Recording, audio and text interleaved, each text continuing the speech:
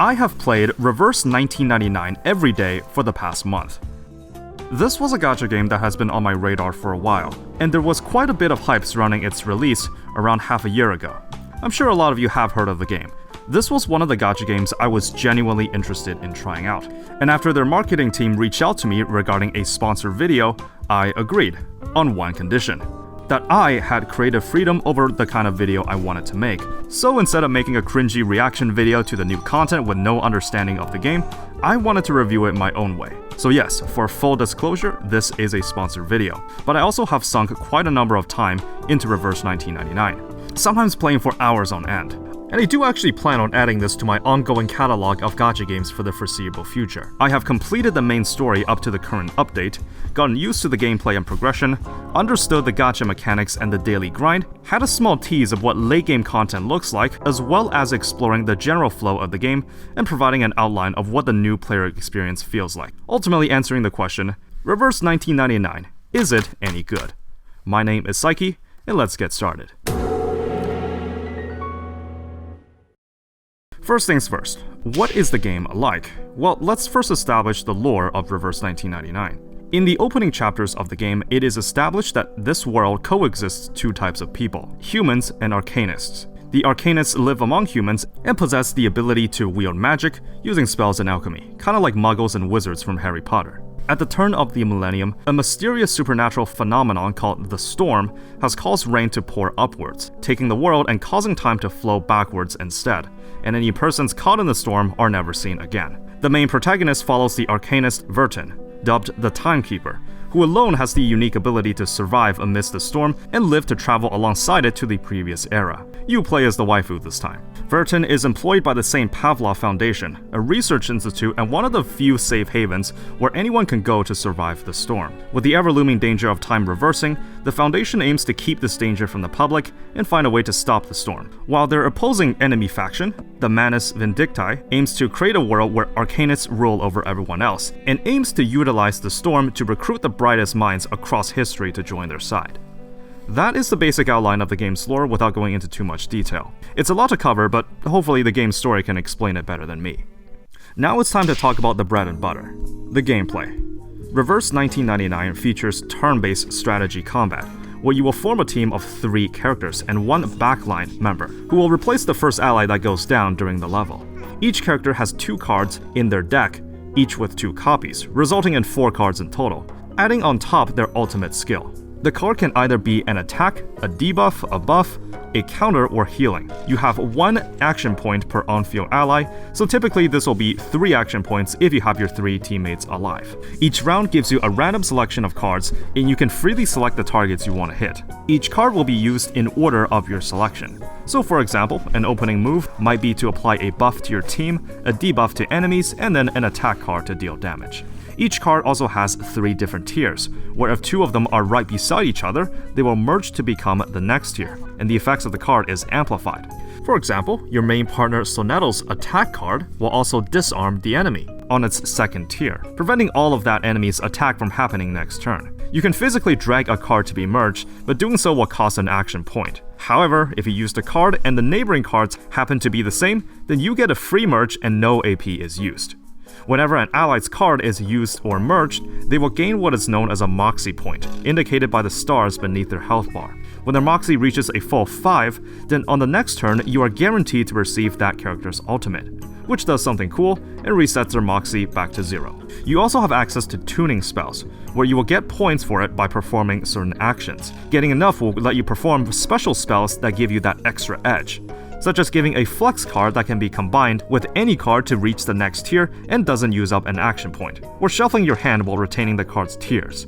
This can allow you to have some galaxy brain moments where you can save yourself from failing a level. During special stages like bosses, instead of the backline member hopping in to replace a down ally, all 4 will be on the field at once, and you will get 4 action points, adding that extra layer of strategy and complexity.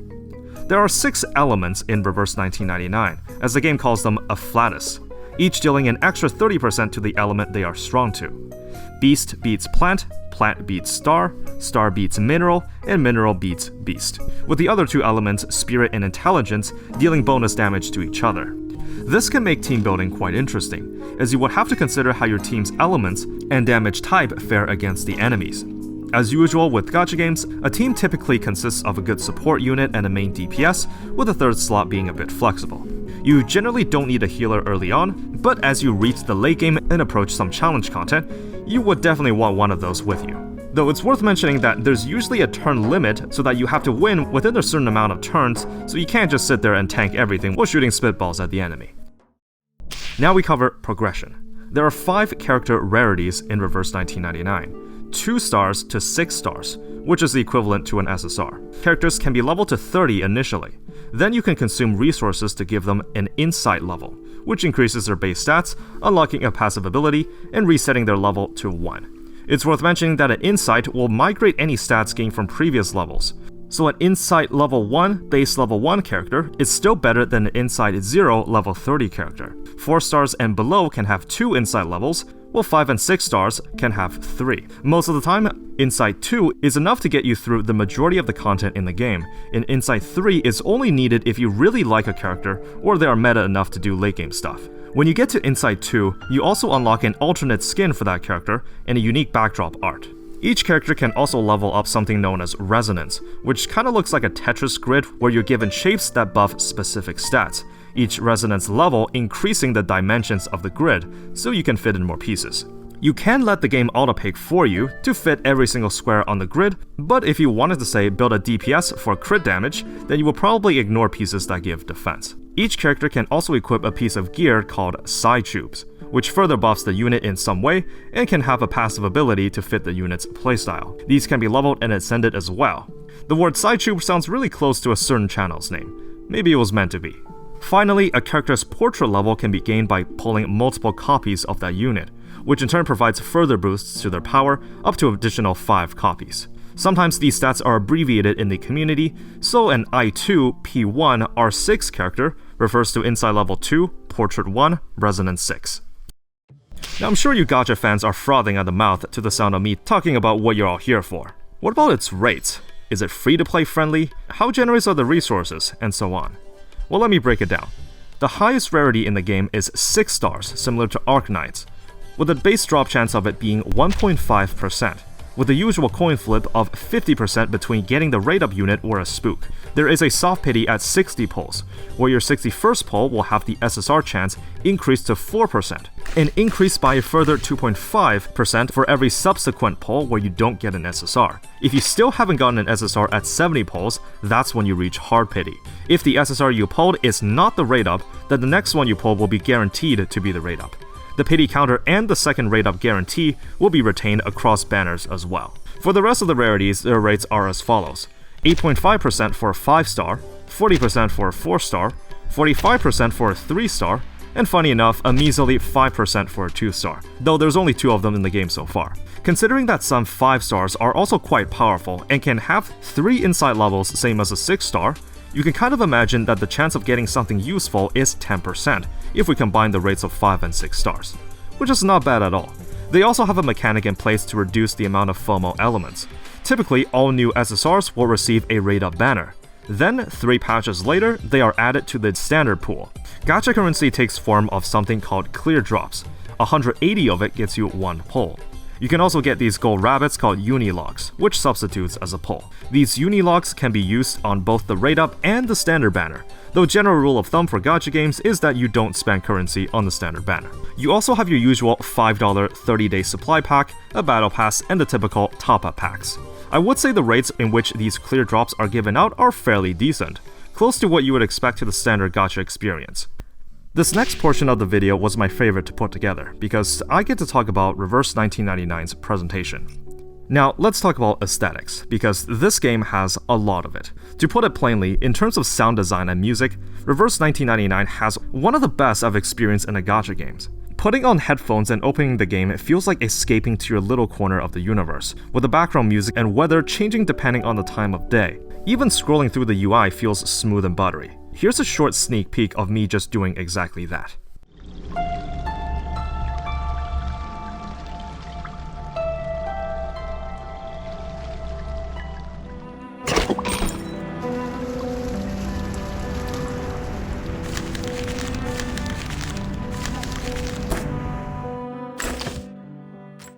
If you ask anyone in the player base, the amount of polish put into the sound design is unquestionable, and easily one of its crown features. You can also select between English, Chinese, Japanese, and Korean voiceovers. And while you do have to deal with the slightly off localized lines once in a while, one of the shining aspects of using the English voiceovers is that every character will speak in an accent that fits their culture and locale.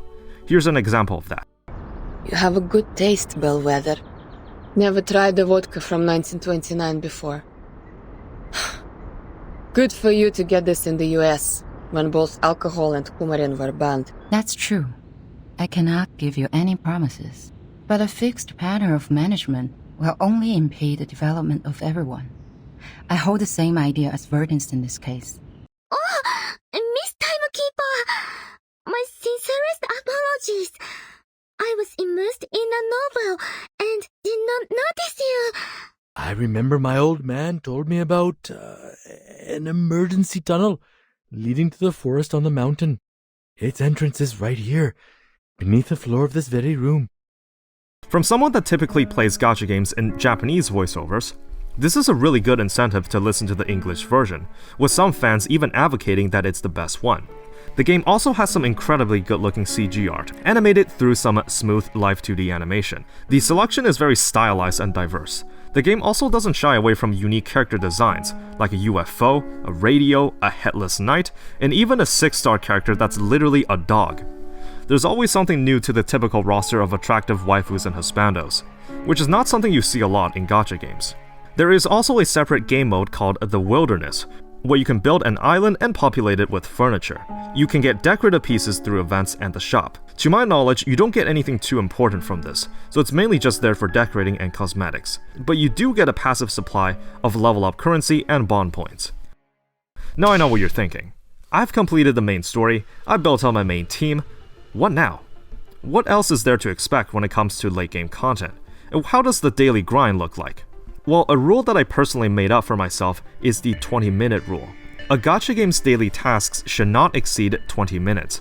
And I'm happily to say that auto farm is a feature in Reverse 1999, and your dailies can take as little as 5 minutes to do. How auto battle works is that when you clear a stage for the first time, a recording of that playthrough is saved, and you can auto battle up to 4 times drops, equivalent to the amount of time currency. And the game will replay your successful playthrough, in which you can also fast forward. Even if you're a casual player, you don't have to stay logged in for long to maximize your account. If you mainly notice that there's a lack of RNG elements when it comes to late game character builds, the truth is, there actually aren't many. The real RNG element comes from farming for material drops, with higher insight and resonance levels taking up rarer items. You can either auto-farm a specific level for a chance of that item to drop, or alternatively, you can craft it on your wilderness island, using items of a lesser rarity. Late game content takes on the form of a game mode called Limbo, where there are unique mechanics in place to demand you to build different teams, because you can only retain a certain amount of characters used to clear a stage, so you can't just brute force everything with the same meta units. There are 6 Limbo stages in total, and it rotates on a bi-weekly basis on the 1st and 14th of every month, so there's a bit of extra rewards to be gained if you can clear them. 1 month of playtime for me is definitely not enough for myself to have a complete understanding of Limbo mechanics, but I've seen players online beat them with low rarity units, so it's something you don't need to whale or pay to have an advantage. If you manage to clear all Limbo stages per rotation, you will be rewarded 600 clear drops, which equate to just over 3 pulls. In terms of content frequency, Reverse 1999 follows what is seen as standard in gacha game practice, and releases a major content patch every 6 weeks. Every patch has a fully voiced main event, a plethora of side activities, as well as a hard mode for the event story for additional rewards. Speaking of patches and content frequency, version 1.4 of the game is actually out right now. Well, depending on when this video comes out. It's slated for release at the end of February. This content patch also marks the next major update, so you can expect to get some bonus goodies if you start playing now, including 27 total free polls. 20 of those unilogs are given out, and then the daily free poll for a week, and a free 5-star of your choice from 1.1. I managed to get a sneak peek of all the modes and features a bit prior to the actual release. There's the new Chapter 5 of the main story, Prisoner in the Cave. It's Greek-themed, so Verton and the gang arrived on a mysterious island where everyone is named after a number. as the inhabitants believe that numbers and mathematics are the key to figuring out the secrets of the universe, as they're able to perfectly predict the time when storms occur. The story is brought to life by some incredibly good-looking set pieces, including a Kraken boss fight, fluid character art, and sleek-looking animations. I was quite blown aback by this, as the visual novel style of storytelling just doesn't really go beyond moving sprites. So it was refreshing to see a studio actually putting effort into its storytelling like this. This chapter also marks the point where I believe the difficulty reaches a plateau, which is actually a good thing. Every single stage has the same level recommendations, and even on the hard mode, what's surprising is that it doesn't ask for the highest level achievable in order to do the stages. Since 5 and 6 stars can insight up to 3 times, the max possible level you can reach will be Insight 3 level 60, but the hard mode stages only ask for Insight 3 level 1. So in theory, the game doesn't force you to max out all your upgrades in order to compete, which is great for accessibility.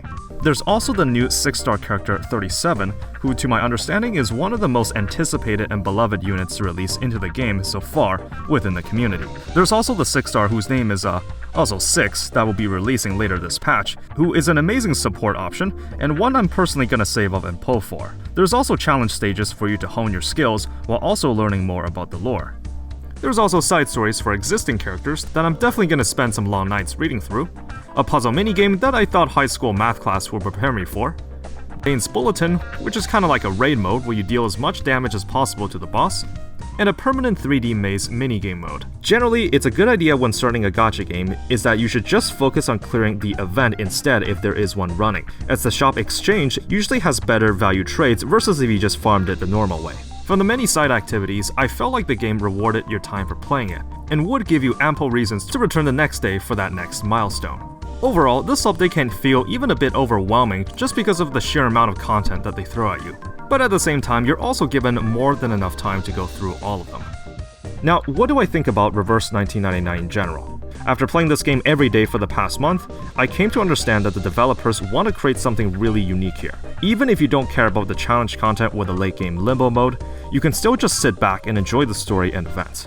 Reverse 1999 is a good side game with fantastic world building and story. Even if this video wasn't sponsored, I would still recommend it. The truth is, I want this game to succeed.